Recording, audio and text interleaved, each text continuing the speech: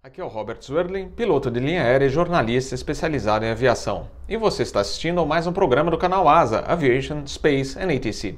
No episódio de hoje você vai assistir a uma entrevista que eu fiz agora há pouco aqui em São Paulo com Dilson Versosa Jr., que é diretor regional para a American Airlines no Brasil. Dilson, boa tarde e obrigado por receber a nossa reportagem. Eu queria que você comentasse como vai a American Airlines hoje no Brasil, em termos de números, de passageiros embarcados, frequências. Como é que está a American hoje no Brasil? Olha, a América ela está no Brasil tem 28 anos, tá? Nós completamos agora 28 anos em julho e nós continuamos ainda a ter um maior número de voos entre Brasil e Estados Unidos, tá? Apesar de algumas reduções feitas ao longo desses anos, em função da crise, dessa situação que o país passou, mas a gente ainda continua com uma posição muito grande. Tá? O Brasil é muito importante para a América. Tá? E São Paulo, principalmente, é muito importante para a América. O aproveitamento, qual é a média hoje? Olha, eu diria que o aproveitamento geral, tá? Ele está em bases aceitáveis, ele é variado, bem variável em cima de onde você está dizendo. Por exemplo, Manaus a gente opera com um aproveitamento menor, mas é um voo mais curto, é um voo operacionalmente mais... assim, não tão caro de você operar, é um avião menor, um Airbus 319, tá? Com 5 horas de voo, o avião bate, ele chega em Manaus 10 horas da noite, 1 hora e pouco de sol e volta para Miami. Então Manaus a gente opera, ou pode operar em determinadas épocas do ano com uma ocupação menor. Os voos de São Paulo para Dallas e São Paulo, Nova York, normalmente tem uma ocupação muito maior. Miami, ele varia um pouco de acordo com a época do ano. Você, em época de temporada alta, a gente coloca frequências adicionais e ele opera com ocupação acima de 90% em algumas vezes. Tá? Rio de Janeiro vai bem em determinadas épocas, em outras épocas a gente sofre um pouco, até um pouco pela falta de conexão doméstica, né? Com a concentração de voos hoje, tanto em Brasília quanto em Guarulhos, faz com que você, no voo do Rio de Janeiro, você só tenha residentes no Rio ou americanos.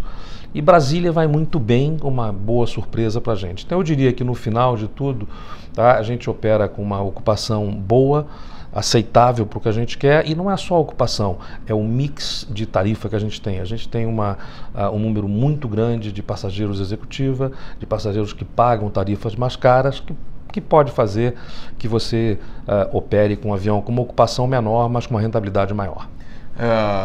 Devido à crise, a American cancelou alguns voos como Porto Alegre. Existem planos para retorno de alguns voos?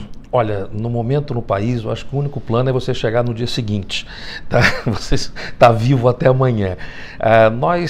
Porto Alegre eu acho que foi uma operação, uma época talvez errada para a gente, mas no momento não temos planos de retomar nada no Brasil, não. Eu acho que a gente precisa saber primeiro como é que o país vai se portar. A gente vem de 2 anos de uma situação muito complicada de crise e o planejamento, você como é do ramo, você sabe que um planejamento dentro dessa área, ele requer no mínimo 6 meses para você montar uma estação, para você separar a tripulação, separar avião, e hoje em dia tem lugares no mundo hoje que apresentam uma situação melhor do que a nossa aqui do Brasil. Então a briga pela aeronave hoje a gente sai perdendo, não é como 5, 6 anos atrás.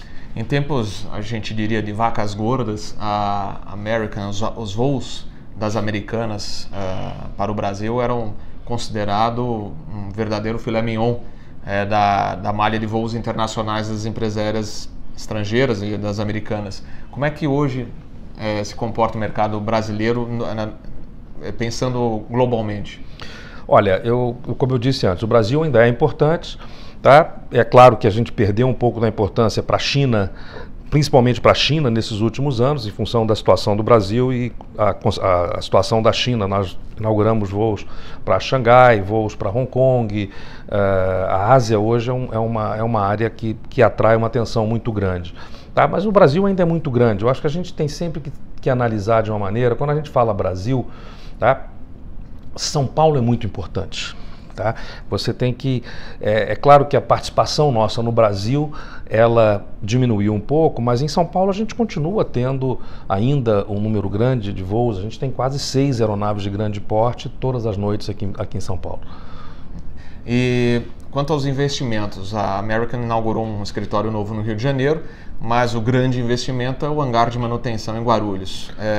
Esse hangar, o que a gente observa que são 2 hangares no aeroporto de Guarulhos, mas um seria talvez da Latam e outro da American, ou será conjunto? Não, são dois hangares totalmente diferentes. Tá? Quer dizer, falando um pouco nos investimentos, você começou com um escritório no Rio, nós mudamos semana passada, tá? Para um escritório menor, mas mais adequado ao que a gente precisa hoje no Rio de Janeiro. Não diminuímos em nada os investimentos no Brasil, apesar da situação, a gente reduziu em frequências, mas os nossos investimentos, o nosso número de funcionários a gente não reduziu, porque a gente continua acreditando no Brasil.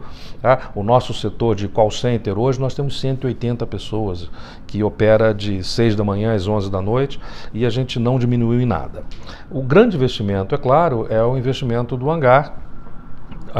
É um hangar nosso e um hangar da Latam que fica do lado.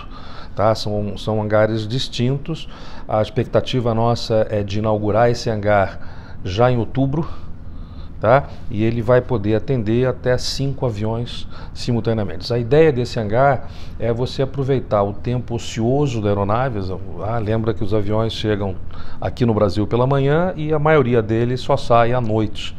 Tá? E agora a gente pode fazer uma série de mexidas, uma série de operações de manutenção nas aeronaves, ao invés de você mandar esse avião para os Estados Unidos para que ele possa fazer algum tipo de manutenção lá.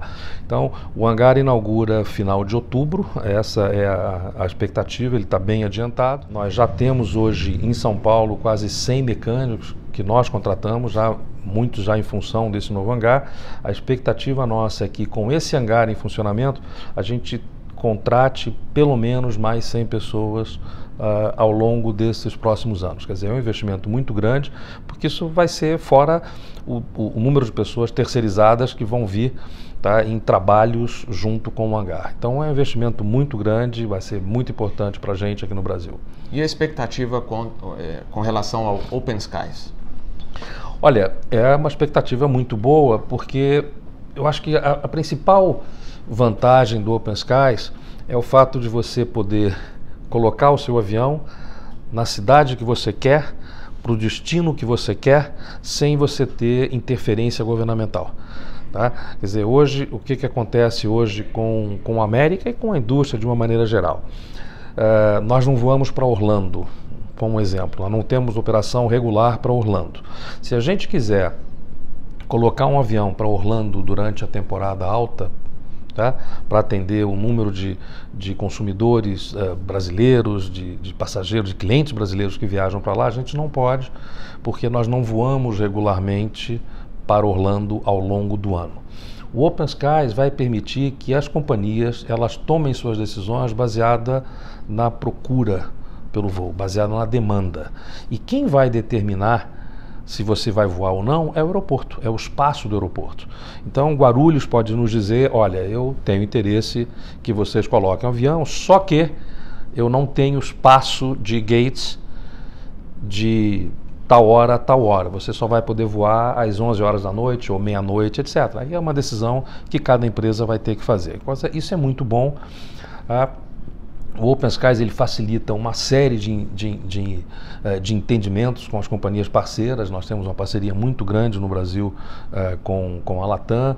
O nosso joint business com a Latam foi aprovado também já pelo CAD, inclusive. E ele, junto com o Open Skies, vai fazer com que a gente tenha uma sinergia muito maior para o futuro. Tá? Então eu acho que a gente vai ter muita coisa boa vindo pela frente a partir do ano que vem. Os comentários, como normalmente acabam acontecendo no mercado da aviação ou na comunidade aeronáutica, é que a American, por exemplo, ia operar um voo doméstico. Isso não vai acontecer. Não, isso não. O Open Skies não contempla nada disso. O Open Skies ele é simplesmente uma liberação de voos entre Brasil, Estados Unidos e vice-versa. Tá? O Open Skies em hipótese alguma, ele contempla que as empresas americanas voem dentro do Brasil e que, no inverso, que as empresas brasileiras voem dentro dos Estados Unidos. Isso não existe dentro do Open Skies. Tá? O que pode acontecer dentro do Open Skies, o que vai acontecer no Open Skies, se ele seguir acordos que já existem no mundo, é que você possa sentar hoje com o teu parceiro, tá? E conversar sobre uma série de assuntos que hoje nós não podemos falar ainda enquanto ele não for totalmente regulamentado. Então você pegue um exemplo hoje, a América voa São Paulo-Miami, a Latam, que é a nossa parceira, também voa São Paulo-Miami e no mesmo horário, que antes não éramos parceiros, então um coloca no mesmo horário. Com o Open Skies, a gente e o Joint Business, a gente vai poder sentar. As duas empresas vão poder sentar e dizer assim, olha, o que é melhor para o consumidor? Ao invés da gente ter um voo saindo às 10 e um às 10h05, vamos passar mais, vamos sair um às 10, vamos sair um às 11, tá? O que faria um benefício, causaria um benefício muito maior para o consumidor. Isso já também tem uma ajuda graças a One World. Aí são onde as alianças começam a se fortalecer mais ainda. Por exemplo, o acordo que a American tem com a British Airways no trecho de Londres para Nova York, tá? Nós tínhamos voo às 7 horas, a British Airways colocava às 6h59. Nós colocávamos às 7h30, ela colocava às 7h29. Tá? Então, a partir da hora que tudo isso foi aprovado, o Joint Business, etc., nós sentamos na mesa e falamos, vamos espaçar ao longo do dia. Hoje nós operamos, as duas empresas operam 18 voos por dia entre Nova York e Londres em caixa única. Tá? Você divide despesa, receita e despesa e faz uma operação conjunta que beneficia o consumidor, que ele pode reservar em qualquer empresa com o mesmo tipo de tarifa, etc. Os agradecimentos ao Dilson Versosa Júnior, diretor regional da American Airlines no Brasil, que recebeu o Canal Asa e falou sobre mercado brasileiro, novo hangar e também sobre Open Skies.